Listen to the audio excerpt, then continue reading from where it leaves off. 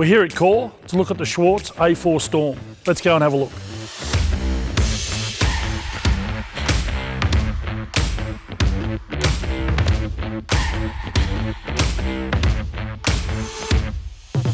The sweep head has a 2 metre rubber flap sitting across the front.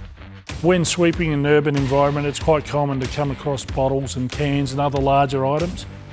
You have the ability with this sweep head to lift that rubber flap to stop you bulldozing any material that's sitting in its path, any larger items, and it allows the debris to go straight across the sweep head, up into the intake tube and stored in the hopper.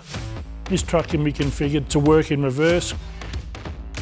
Quite often when you go over some small debris, if that's missed in your pass, you can drive back or reverse back up with the sweep head down and collect the debris, so you're not having to disengage all items of the truck and allow maximum efficiencies.